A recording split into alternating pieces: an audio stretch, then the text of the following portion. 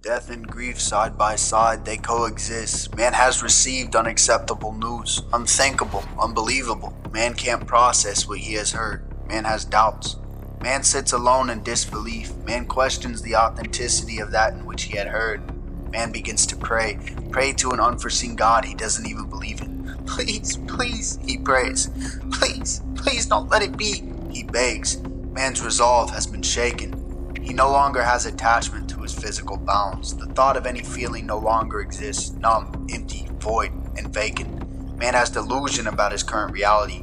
He can't even begin to fathom the things around. And yet, the flame of light still flickers about.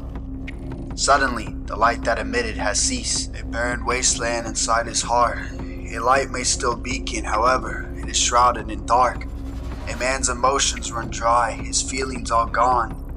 A notion of anger may still reside, however, not for long. Man only feels rage in his bones. Not fair, why? The man thinks, no outlet to receive. A surge of frustration consumes him whole. Man just simply wishes for the news to be false. A stream flows down his face. This can't be, he thinks. However, deep down against the hatred, he knows. Disbelief and delusion corrupt his mind. Swirling thoughts cause confusion. The man doesn't know what's true and what's not. One thing's for certain. That light will continue to flicker and glow. A beautiful light for a beautiful soul. Regardless of his feelings, the man admires the burning flame. Yet, the man wishes to escape from reality. Distract himself with meaningless vices. Consume himself into his grief. The man drinks away his pain, hoping he forgets. Furthermore, the agony just anguishes his soul. Death is a hard construct to perceive. The light of life, it's supposed to always shine. However, lost in his vice, the man begins to ponder if life can stop to shine. The demons in his head misguide him. They are wicked, vile, evil. They tell him to join her. They tell him to end oneself. Man ponders his own life. The man begins to believe that this outcome may be best. He drowns in these thoughts, conflicted and confused. Man loses the ability to even function properly. He represses and he regrets. I don't care anymore, he thinks. Wasted youth and faceless lives. And then the waves come crashing down. Finally, the man is at peace with what he has heard. Death is a natural part of life, he thinks, and like all things, eventually the light will be extinguished. Hello, it's been a while. Now, I've never done a video like this and I'm not really sure how to start it. All I know is that I wanted to create something. I needed to. Where should I begin? I have been absent on the platform for a month. If you're returning here, you know, occasionally I'll do that. I'll just disappear and I'll come back, post a bunch of videos, disappear again. But this time around, it was for something more serious. It was for two things. One, I've been making excuses, and accountability is the first step to becoming a better person. Two, I have been dealing with some stuff in my personal life. I'm gonna try my best not to get emotional here, but yesterday, or as of recording this yesterday, I received news that my Mimi had passed away. Here we go.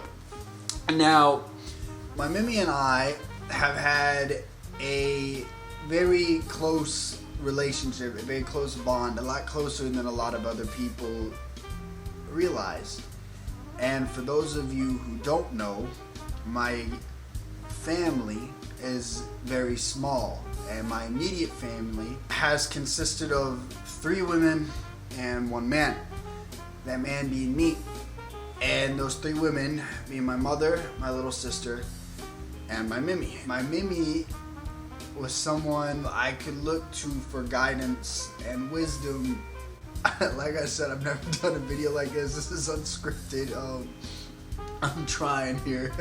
Was the first person I would say, besides my mother, who taught me the act of kindness. And kindness knows no bounds. Kindness knows no race, no religion. Kindness knows human emotion, and human feeling, human touch. That's what kindness is. That's what kindness has the ability and power to do. And I believe my Mimi was the first person to show me this kindness. And unfortunately, yesterday she lost her battle to cancer. What struck me the most profound was how optimistic she was despite her circumstances. And the optimism that she showed on her deathbed, I think will stay with me for the rest of my life. Like I said, I wasn't sure what I wanted to say, but I just know I wanted to create something in her honor and create something for myself, because this is therapeutic for me. People come and people go, and it's hard to deal with alone. Though I received the news of someone dear to me passing away, I also received news of someone else bringing in life.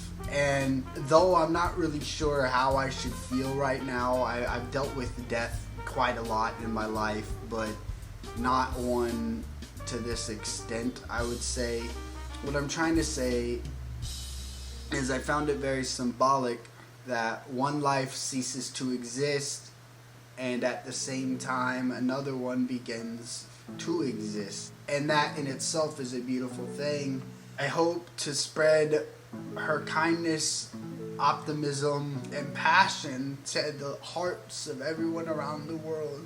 Those of you who don't know, I have another main talent, or skill I should say, and that is that of a writer.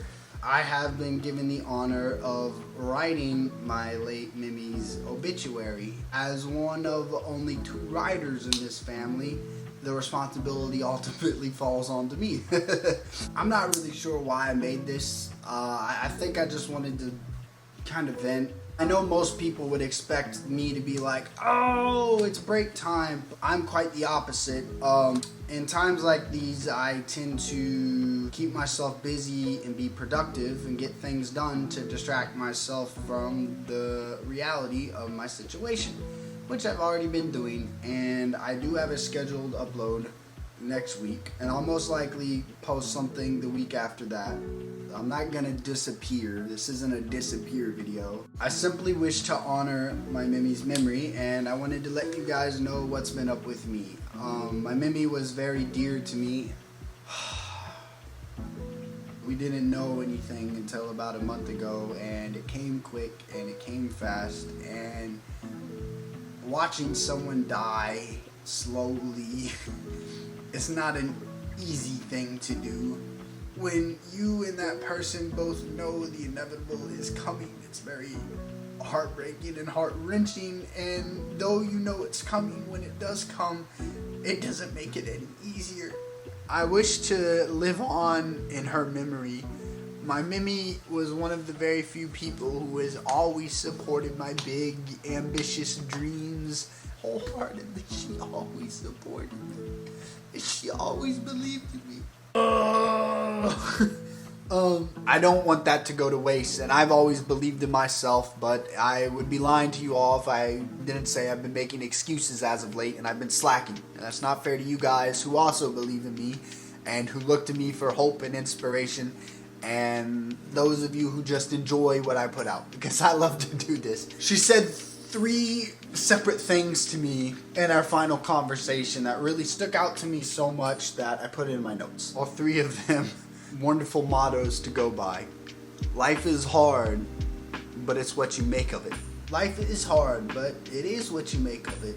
I believe we are the creator of our circumstances and not the other way around. Secondly, as she said, and I quote, and I think this goes for all of you too, don't lose that drive and you'll do fine. Don't lose that drive and you'll do fine.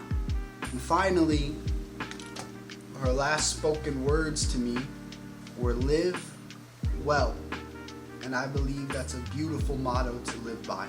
Live well, live good, and please don't ever lose that drive that you all have in you. Life does get hard, and you are going to deal with unexpected deaths. You are going to deal with unexpected heartbreaks and heartaches and setbacks and failures. But as long as you live well and you make life what you make it, I think you'll do just fine.